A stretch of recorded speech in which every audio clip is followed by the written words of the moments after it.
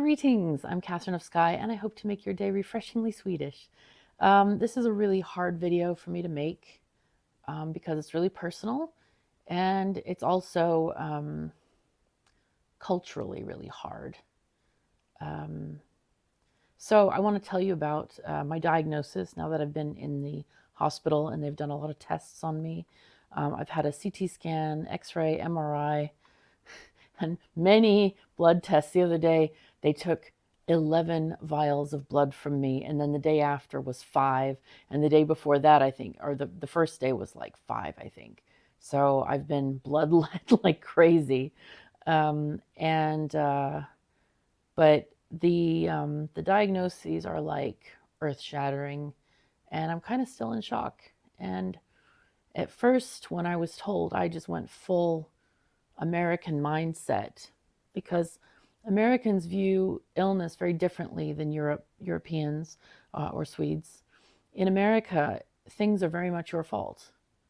Even if you have a disease like appendicitis, it's still your fault. Cancer, it's your fault because maybe you ate the wrong food, or you're drinking or smoking, or you don't exercise enough. It's always your fault. And doctors make you feel that way too. And so like when they told me like, oh, well, you have this and this and this, I felt very embarrassed. I felt very ashamed, but I had to think differently because I am a Swede. And in Sweden, it is not your fault.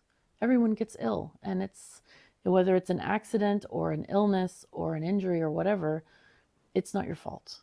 I mean, unless you actually get a knife and cut yourself, that's your fault. But everything else isn't your fault, and everybody has health problems.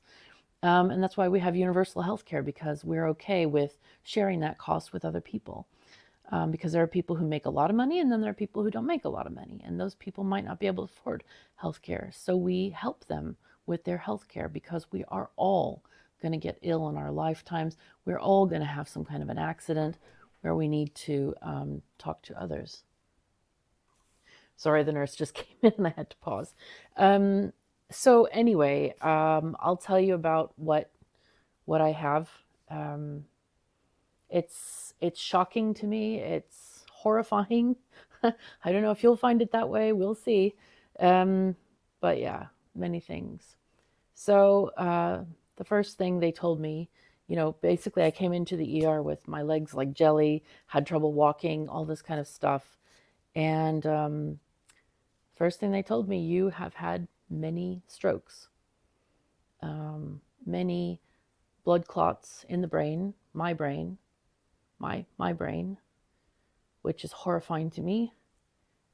Makes me want to cry. I mean, and one of them was a centimeter big. I kind of don't know what did I lose, And the people that I've talked to have said my personality seems intact. It's fine. Obviously, there's some issues with walking, but I don't know if I've lost memories or something other. It's really hard to say. It makes me sad. But I'm not going to try to cry here because y'all got to be king, I really am. So we move forward. It's fine. And people who are thinking that it might be a TIA, it's not. It's TIA is a transient ischemic attack, which is like a sort of a pseudo stroke that goes away. This ain't going anywhere. This is not going away. And I think also that, if those blood clots had hit my brainstem, I would be dead, like literally dead. So I had a very close brush with death. So, yeah, it's something to think about. Hug your loved ones, Right. So, right, I have this paralysis with my legs. It seems to be like tiny muscles getting not working correctly. They're like jelly. And I notice this as I'm walking in different ways, like when I turn. If you're turning a corner, for example, your legs move in a different angle, and there's some tiny muscles there, like in the hips, that just like give way. and you don't even notice when you're healthy, but this happens. It's like, oh my God, turning is hard. This is a skill. So anyway, I have been making a lot of improvements. I have been practicing around the hallways here, walking, faster, slower. I'm getting a lot better. I'm improving every day, and the docs tell me that's because I'm young, where my brain can kind of reroute and repair itself much better. But yeah, it's quite serious. It's really serious.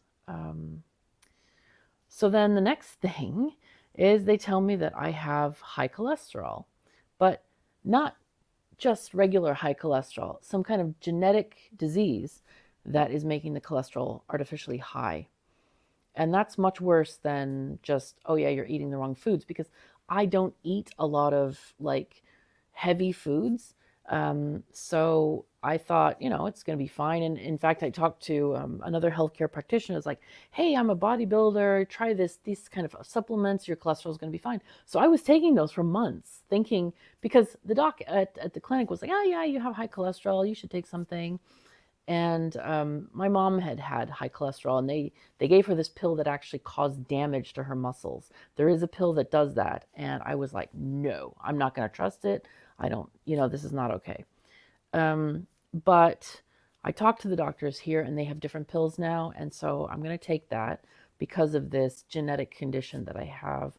And that, of course, high cholesterol is a very big risk for stroke. And I also have high blood pressure. And the doctors, it's kind of weird because sometimes it's normal and sometimes it's a little bit high. So I actually put that down to migraines, because the pain really is very stressful on the body. And I have pain 24/7, like every single second. Right now, every moment I have pain. So having that is quite stressful. And of course, it raises my blood pressure. But the docs were like, well, you really should take something. And since I have like this massive amount of horrible diseases, I'm thinking, yeah, I probably should. So I agreed to do some blood pressure stuff. The thing I hate about all of this is like they make you take all of these pills, and that just kills my brain. Like, it's like you have to take pills for life. And I'm like, well, what if I'm on a desert island and I don't have those pills? It's not a reasonable fear, because it's probably not going to ever be the case. But I hate the idea of like depending on medications to survive. So yeah, there's that. I also have another chronic illness, which I'm not going to talk about because it's a huge shaming disease, and I am not going to be part of that. So just know. But they're changing that medication as well to be a little bit more effective, we hope. So yeah, have all that. And on Friday, they're like, hey, we have more news for you. And I'm like, yeah, okay. They said that one of my carotid arteries is 50% blocked. Yay. And they think that part of those blockages, like the chunks, broke off, and that's what caused strokes. So, yeah, I got that. And they put me on some blood thinners for that too. A special one that helps, that it sort of erodes those clots slowly, but also, or whatever it is, the crystallization of the cholesterol, but also stabilizes the stuff that's there so it doesn't like break off a huge chunk, because that would be bad, very bad. But they also have suggested I possibly need surgery for that. And I'm thinking, yeah, that sounds like a great horror film. They said you're going to be partly awake for this. And I'm like, okay, so yeah, just be awake and take a knife to my carotid artery. I'm like, wow, that sounds great. You know. So yeah, there's that. And then the other day, while I'm getting all this news, my other doctor walks in and says, hey, that x-ray you did, you actually have a bone infection in your pinky finger. So she's like, hey, we're going to do surgery today. They took a piece of bone to analyze it and find out exactly what the infection is, because so I went to surgery yesterday. It was nice. It was fun times. I was awake the whole time, slightly sedated, and of course my hand was numb. I couldn't feel a thing, and there were no buzz saws or anything scary. So that was good. Oh yeah, and one last thing. I may have a problem with one of my heart valves. So that's not great. Gonna have to get an ultrasound to check on that as well, and we'll see what happens with that. But, a lot going on, and it's terrifying. Honestly, it's really scary. So, but a lot of people have been curious, and a lot of people, of course, have been really supportive. Thank you so very much for all the comments on the first video, and for your support and your good wishes and all of that. It's really scary. And Matthias is gone right now, where he can't come and visit me, so it's just me here. And yeah, it's scary. So anyway, it's okay though. I'm following what the doctor's recommendations are and trying to. I mean, yesterday, oh my God, look at this. Yeah, my IV thing is here. But it was so crazy because before I went to the surgery, they tried this arm like 4 or 5 times. And then in the surgery, they're like, we have to operate on this thing. We got to remove the line, which was right here. So they tried 8 times on this arm. I need to grow more veins, I think.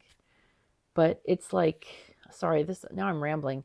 But anyway, I am going to try to post like a daily update for you. My doctors, as soon as I'm stabilized here, I guess getting medication levels right and all that, they want to send me to an inpatient rehab unit, which is in Stockholm.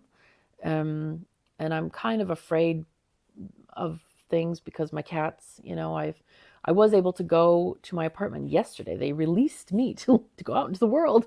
So I took the bus. I couldn't get a taxi, so I took the bus to my apartment and took care of the cats. I got some more food out for them and water and patted them a bit. But hopefully Matthias can get home soon so he can take care of them. But he's out and not available at the moment. So yeah.